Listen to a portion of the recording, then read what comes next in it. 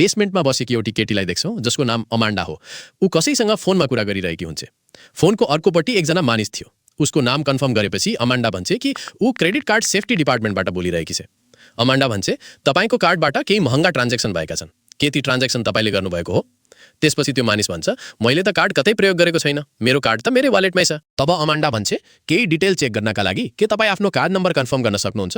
त्यो मानिसले उसलाई आफ्नो कार्ड नम्बर बताइदिन्छ अनि अमान्डाले कार्डको पछाडिको 3 अङ्कको कोड पनि निकाल्छ। वास्तवमा अमान्डा एउटा स्क्यामर थिए। ऊ यसरी साना साना स्क्याम गर्थे, अरूको क्रेडिट कार्ड प्रयोग गरेर अनलाइन सामान अर्डर गर्थे अनि अर्को वेबसाइटमा बेच्थे। यसरी ऊ पैसा कमाउँथे। तर अमान्डाका सपना धेरै ठूला थिए। यस्ता साना स्क्याम गरेर ती सपना पूरा हुनेवाला थिएनन्। उसलाई जिन्दगीमा धेरै पैसा कमाउनु थियो। एक दिन अमान्डा ब्याङ्कको वेबसाइटमा केही हेरिरहेकी थिए।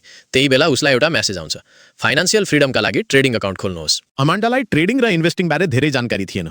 ऊ सोच्न थाल्छ कि सबैभन्दा पहिले उसले ट्रेडिङका आधारभूत कुराहरू बुझ्नुपर्छ। त्यसपछि उसले ट्रेडिङ बारे जान्न एउटा किताब अर्डर गर्छ।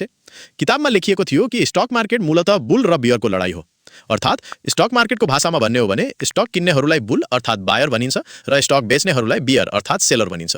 किताबबाट अमान्डाले यो पनि थाहा पाउँछ कि कहिले पोजिसनमा लङ रहनुपर्छ अर्थात् किन्नुपर्छ र कहिले सर्ट गर्नुपर्छ अर्थात् बेच्नुपर्छ। यदि तिमीलाई लाग्छ कि कुनै स्टकको मूल्य बढ्नेछ भने तिमी त्यो स्टक बाई अर्थात् लङ गर्छौ।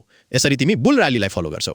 र यसको विपरीत यदि तिमीलाई लाग्छ कि कुनै स्टकको मूल्य घट्नेछ भने तिमी त्यो स्टक सेल अर्थात् सर्ट गर्छौ। यसलाई बियर पोजिसन भनिन्छ।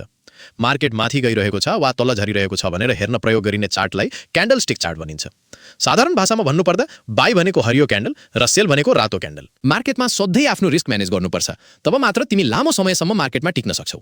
यी सबै कुरा थाहा पाएपछि अमान्डाले किताबकी लेखिका एमिली रोसलाई फोन गर्छ। ऊ भन्छ मिसेस रोस, मैले तपाईको स्टक मार्केटको किताब पढेँ। तपाईले किताबमा लङ टर्म इन्भेस्टमेन्टमा धेरै फोकस गर्नुभएको छ, तर सर्ट टर्म इन्भेस्टमेन्टमा किन ध्यान दिनु भएन?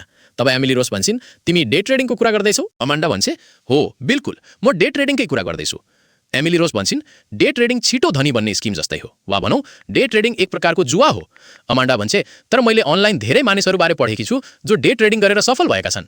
त्यसमा एमिलीले भन्छन् इन्टरनेटमा जति झुट बोलिन्छ मानव सभ्यतामा सायद पहिले कहिल्यै यति झुट बोलिएको थिएन। ट्रेडिङको सत्य के हो भने यदि 10 लाख मानिसले लटरी किन्छन् र सबैले आफूलाई नै लटरी पर्ने आशा गर्छन् भने त्यो अवस्थामा धनीको हुन्छ। लटरी बेच्ने कि किन्ने? अमान्डा भन्छ लटरी बेच्ने। एमिली रोस भन्छन् ठ्याक्कै यही हो ट्रेडिङको सत्य। यो खेलमा सधैँ लटरी बेच्नेहरू अर्थात् ठुला इन्स्टिट्युटहरू जसले मार्केट चलाउँछन् उनीहरूले नै पैसा कमाउँछन्। डे ट्रेडरको जिन्दगी जेल जस्तो हुन्छ। न तिमी शान्तिसँग खान सक्छौ न तिमी शान्तिसँग सुत्न सक्छौ। तिमीले सधैँ छिपो निर्णय लिनुपर्छ, तुरुन्त एक्सन लिनुपर्छ अनि यो कहिल्यै सकिँदैन। बेचैनी सधैँ रहिरहन्छ। त्यो तिमी आफ्नो लागि यस्तो जिन्दगी चाहन्छौ?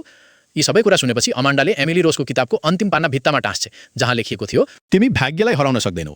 तर यति सबै थाहा पाएपछि पनि अमान्डाले डे ट्रेडिङ गर्ने निर्णय गर्छ किनकि ऊ छिटै धनी बन्न चाहन्थे।